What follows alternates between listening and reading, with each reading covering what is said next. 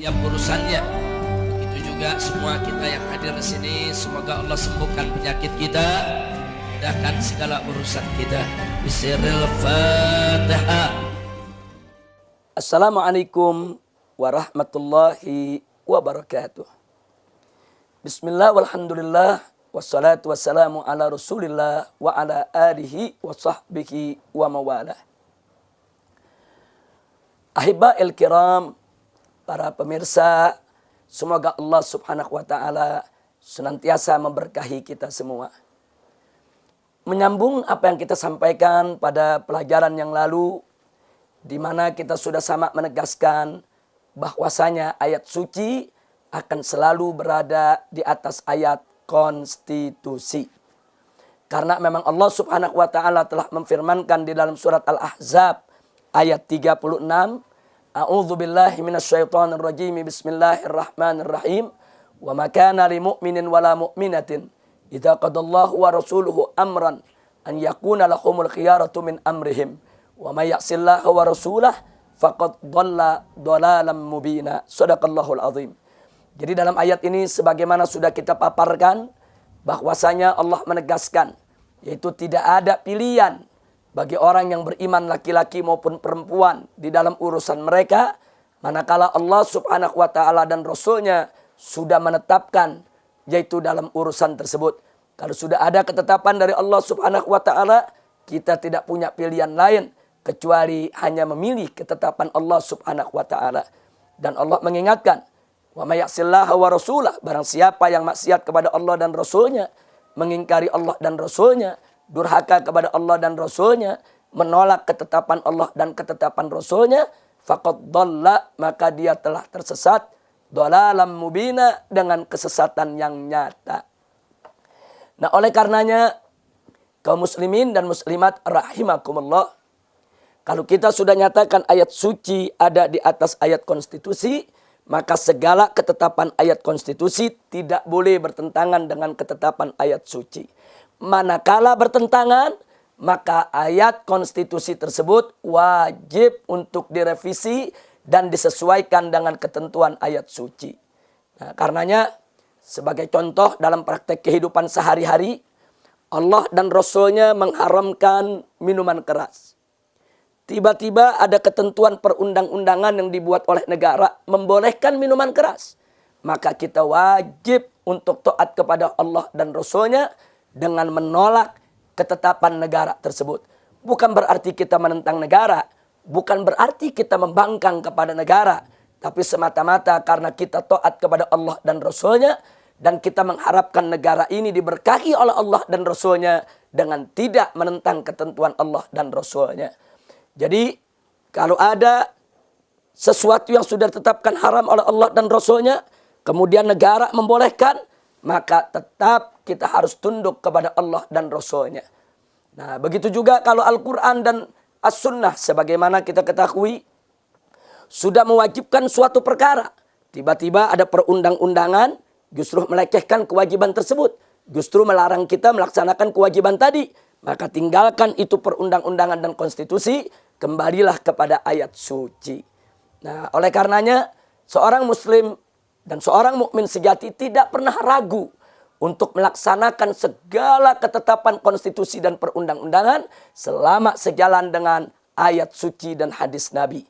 Sebaliknya, bahwa seorang mukmin sejati pun tidak akan pernah ragu menolak segala ketetapan konstitusi dan perundang-undangan selama konstitusi dan perundang-undangan tersebut bertentangan dengan Al-Quran, bertentangan dengan As-Sunnah, bertentangan dengan putusan ijma ulama, bertentangan dengan syariat Islam, bertentangan dengan ketentuan ayat suci.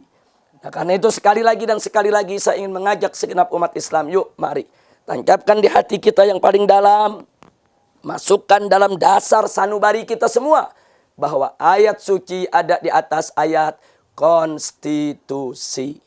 Nah, muncul pertanyaan, lalu bagaimana jika ada pihak-pihak yang mengatakan sebaliknya, bahwa ayat konstitusi ada di atas ayat suci? Maka kita katakan, pertama, mungkin karena yang bersangkutan tidak mengerti akan ketetapan agama, dia tidak mengerti tentang ajaran agama yang sebenarnya. Atau yang kedua, bisa jadi mereka itu sebetulnya tahu tentang ketetapan agama, tapi sengaja mereka ingin membalikkan kebenaran. Nah, inilah ciri daripada kaum zindik. Mereka memutarbalikkan ayat, memutarbalikkan hadis, mengharamkan yang halal, menghalalkan yang haram.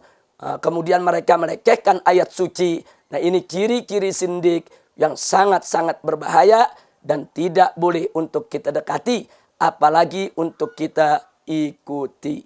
Nah, karenanya di sini kita ingin memberikan masukan, saran, usul, nasihat secara ikhlas dan tulus kepada para pemimpin-pemimpin di negeri kita.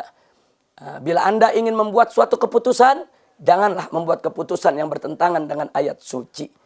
Kami mencintai Anda, kami menghormati Anda, kami siap untuk mentaati segala aturan yang Anda buat, selama segala ketetapan Anda sesuai dengan keputusan ayat suci dan hadis Nabi.